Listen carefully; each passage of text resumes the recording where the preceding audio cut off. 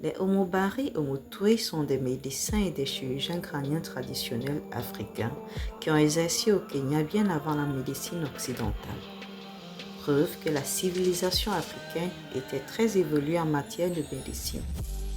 Grâce à leurs connaissances en anatomie crânienne entre autres, des plantes aux effets anesthésiants et curatifs, ils pouvaient ouvrir le crâne et procéder à cette opération sans nécessairement endormir le patient en ayant comme outil des instruments en métal et en os.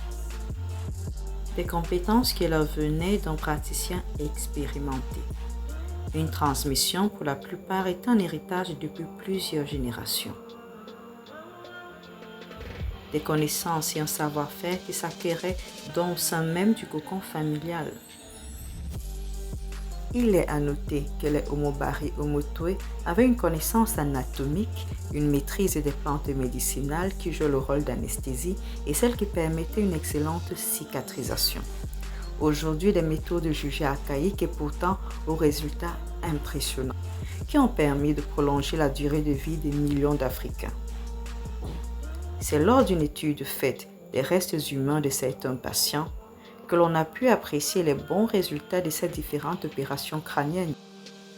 Ces spécialistes ont su apprécier les différentes méthodes utilisées jusqu'aux belles cicatrisations constatées sur les crânes de différentes générations d'une époque que les autres civilisations pensaient l'Afrique primitive.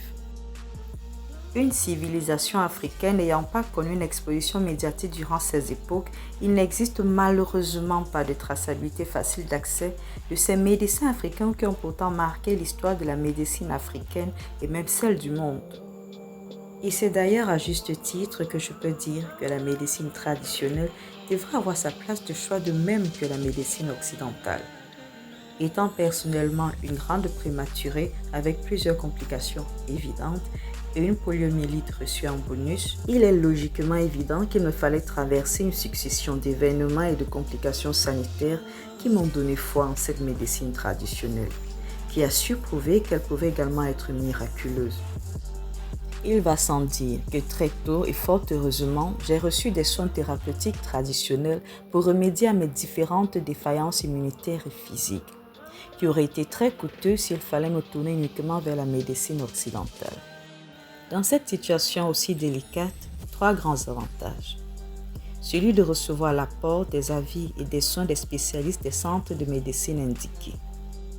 D'autre part, celui de recevoir des soins de 2 types de médecine traditionnelle, qui passent par la scarification, l'utilisation interne et externe des plantes médicinales, et enfin des massages thérapeutiques à l'apprentissage de l'automassage. Un suivi important concentré sur mon système nerveux et immunitaire afin de permettre une meilleure récupération physique et musculaire.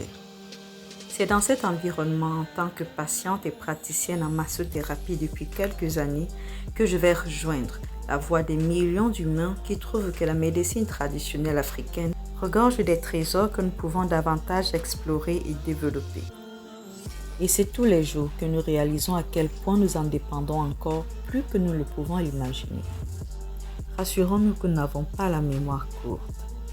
Pour cela, déportons-nous de quelques années en arrière pour la période de la pandémie du coronavirus et rappelons-nous de grâce à quoi l'Afrique a survécu face à cette crise sanitaire qui a débuté en 2020, où nous avons dénombré de partout dans le monde des millions de décès.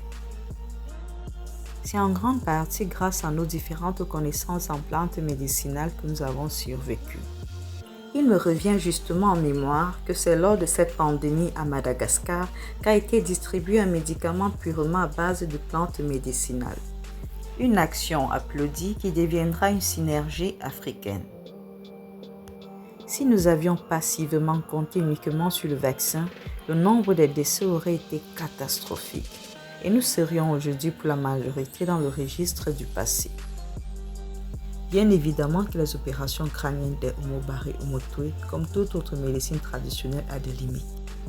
Mais utilisons la même sincérité de reconnaître que malgré les grands plateaux techniques, il en ressort un grand nombre d'échecs lors des opérations crâniennes qui causeraient des dommages irréversibles et même des décès tout autant. Et rappelons-nous aussi que malgré le perfectionnement de la médecine occidentale et de ses méthodes révolutionnaires, des défaillances sont constatées tant dans la médecine traditionnelle qu'occidentale. Ce qui nous pousse à conclure que ce serait une erreur de penser qu'il faille exterminer la médecine traditionnelle africaine au profit de la médecine occidentale. Nous avons à juste titre le droit de nous poser la question de savoir comment est-ce que l'Afrique traitait les cas de maladies avant l'arrivée de la médecine occidentale. À cet effet, prenons les cas tels que les maladies chroniques, la lèpre, les accouchements, les blessures, les fractures, les infections, la santé dentaire et buccale, l'infertilité. Si nous tenons compte des paramètres tels que la durée de vie, de la croissance démographique du continent à cette époque, nous avons là la preuve que des solutions sanitaires adéquates étaient adoptées. Ce qui aurait été le cas même aujourd'hui sans l'arrivée de la médecine occidentale en Afrique. Reconnaissons d'ailleurs que c'est grâce à une pharmacopée riche de nos différentes connaissances traditionnelles, depuis les profondeurs de l'Afrique aux guérisseurs des îles, en passant par les chamans d'Inde et d'Amérique, la médecine occidentale y a puisé des formules, des méthodes thérapeutiques qu'elle a su révolutionner. Prenons le cas de l'Asie où la médecine traditionnelle chinoise a su évoluer dans le temps et s'imposer, à travers des soins préventifs, curatifs, traditionnels et même par son massage qui a une place de roi dans le monde. En Afrique, depuis quelques années déjà, des actions louables ont été constatées. Afin de ressortir toute la hauteur, la largeur et la profondeur de nos connaissances en matière de soins thérapeutiques et de plantes médicinales, la médecine traditionnelle africaine, entre autres, pourra pallier à des éventuelles pandémies. D'ailleurs, à cet effet, il existe depuis 2003 la journée de la médecine traditionnelle africaine, qui est célébrée tous les 31 août de chaque année. Y ont déjà adhéré environ 40 pays africains. On y dénombre des centres consacrés à la recherche et au développement de la médecine traditionnelle, des centres de santé et de formation reconnus par l'OMS. Autant d'initiatives qui nous rassurent afin de ne pas crier au loup à une quelconque crise sanitaire future. Peu importe que vous recevez un soin thérapeutique traditionnel ou un soin thérapeutique occidental, veuillez respecter les dosages prescrits. Je suis Ali Reben, femme de lettres et massothérapeute, et je vous invite à vous abonner à ma chaîne Impact.